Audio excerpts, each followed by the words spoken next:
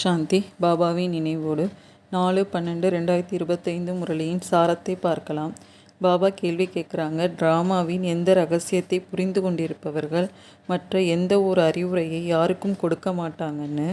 பதில்: ட்ராமாவில் என்னென்ன நடந்து முடிந்திருக்கின்றதோ அது மீண்டும் அப்படியே மிகச்சரியாக திரும்பவும் நடைபெறும் என்பதை யார் புரிந்து கொண்டிருக்கிறார்களோ அவர்கள் ஒருபொழுதும் யாருக்கும் பக்தியை விடுவதற்கான அறிவுரை தரமாட்டார்கள். எப்போது அவர்களின் புத்தியில் ஞானம் நல்லபடியாக பதிந்து விடுகின்றதோ அப்போது நாம் ஆத்மா, நாம் எல்லையற்ற தந்தையிடமிருந்து ஆஸ்தி பெற வேண்டும் என்பதை புரிந்து கொள்ளுவார்கள். எப்போது எல்லையற்ற தந்தையின் அறிமுகம் கிடைத்து விடுகின்றதோ அப்போது எல்லைக்குட்பட்ட விஷயங்கள் தாமாகவே முடிந்து போகும்னு பாபா சொல்கிறாங்க. நெக்ஸ்ட்டு, ஆத்மாவை எதன் மூலமாக மட்டுமே பார்க்க முடியும்னு பாபா ஆத்மாவை பற்றி சொல்லுவது என்ன? பாபா சொல்கிறாங்க, ஆத்மா மிகச்சிறிய, மிக சூட்சுமமானது, கண்களால் பார்க்க முடியாத அவ்வளவு சூட்சுமமானது. ஆத்மாவை இந்த கண்களால் பார்த்தவர் என்று எந்த ஒரு மனிதரும் இருக்க முடியாது. பார்க்க முடியும், ஆனால் திவ்ய திருஷ்டி மூலமாக மட்டும்தான். அதுவும் ட்ராமா பிளான் படி. நல்லது, யாருக்காவது ஆத்மாவின் சாட்சாத்காரம் ஆகிறது என்று வைத்து கொள்ளுங்கள்.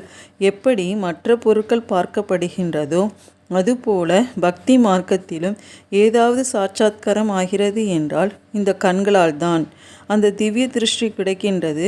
அதன் மூலம் சைதன்யத்தை பார்க்கின்றனர். ஆத்மாவுக்கு ஞான கண் கிடைக்கின்றது என்றால் அதன் மூலம் பார்க்க முடியும். ஆனால் அதுவும் தியானத்தில். பக்தி மார்க்கத்தில் அதிக பக்தி செய்கின்றனர். அப்போது சாட்சாத்காரம் கிடைக்கின்றதுன்னு பாபா சொல்கிறாங்க. நெக்ஸ்ட்டு, எந்த விஷயம் சரியானது அல்ல என்று பாபா கூறுவது என்ன?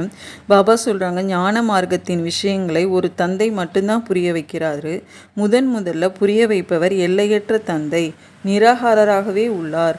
ஆனால் அவரை முழுமையாக யாரும் புரிந்து கொள்ள முடியாது. அவரோ சர்வவியாபி என சொல்லிவிடுகின்றனர். இது ஒன்றும் சரியானதல்லங்கிறாங்க பாபா. தந்தையை அழைக்கின்றனர், மிகவும் அன்போடு அழைக்கின்றனர். சொல்லுகின்றனர், பாபா நீங்கள் எப்போது வருகின்றீர்களோ அப்போது உங்களிடம் நாங்கள் பலியாவோம். எனக்கு நீங்கள் மட்டும்தான், வேறு யாரும் கிடையாதுங்கிறாங்க பாபா. ஆகவே நிச்சயமாக அவரை நினைவு செய்ய வேண்டும். அவர் தாமே சொல்லுகிறார், குழந்தைகளே என்று ஆத்மாக்களோடு தான் பேசுகிறார். இது ஆன்மீக ஞானம்னு சொல்லப்படுதுன்னு பாபா சொல்கிறாங்க.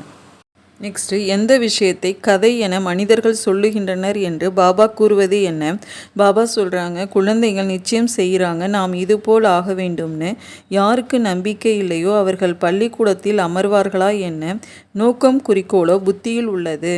நாம் வக்கீலாகவோ டாக்டராகவோ ஆக வேண்டும் என்றால் படிப்போம் இல்லையா? நிச்சயம் இல்லை என்றால் வரவே மாட்டார்கள்.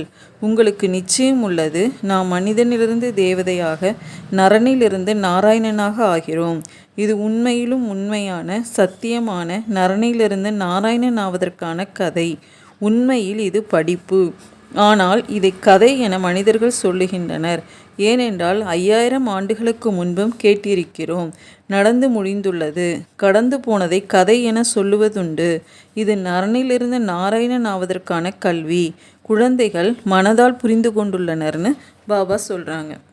நெக்ஸ்ட்டு, குழந்தைகளாகிய நாம் செய்யும் சந்நியாசத்தை பற்றி பாபா கூறுவது என்ன?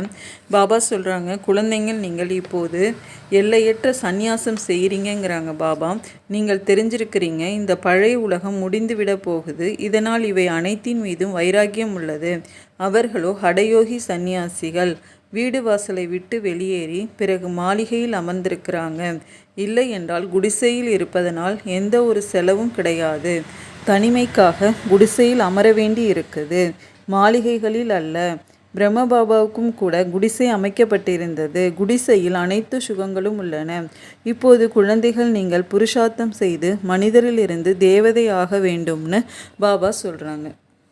நெக்ஸ்ட்டு, நினைவு செய்வதற்காக ஓரிடத்தில் அமர்ந்துவிடக்கூடாது என்று பாபா கூறும் விளக்கம் என்ன?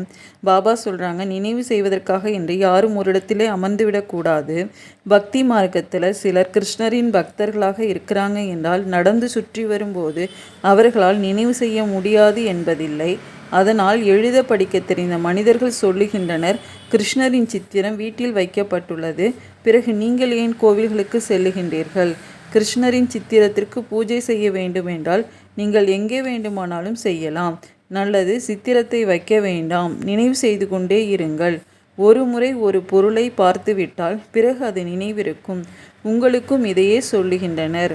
நீங்கள் சிவபாபாவை வீட்டில் அமர்ந்தவாறே நினைவு செய்ய முடியாதா? இதுவோ புது விஷயம்னு பாபா சொல்கிறாங்க. நெக்ஸ்ட்டு, எதில் மிகவும் முயற்சி தேவை என பாபா கூறுவது என்ன? பாபா சொல்கிறாங்க, இங்கு தேவதை ஆவதற்காக இப்போது நீங்கள் வந்திருக்கிறீங்க. அங்கே எவ்வளோ சுகமாக இருப்பீங்க. தெய்வீக குணங்களையும் இங்கேயே தாரணை செய்யணும். பிரஜாபிதா பிரம்மாவின் குழந்தைகள் சகோதரிகள் ஆகின்றனர் இல்லையா? குற்றமான பார்வை செல்லக்கூடாது. இதில் தான் முயற்சி இருக்க வேண்டும். கண்கள் மிகவும் குற்றமானவை. அனைத்து உறுப்புகளிலும் கண்கள் குற்றமானவையாகும். அரைக்கல்பம் குற்றமானவையாகவும் அரைக்கல்பம் குற்றமற்றவையாகவும் உள்ளன. சத்யுகத்தில் குற்றமுள்ளதாக இருப்பதில்லை. கண்கள் குற்றமுள்ளதாக இருந்தால் அசுரர் என சொல்லப்படுவார்கள்னு பாபா சொல்கிறாங்க. அச்சா, ஓம் சாந்தி.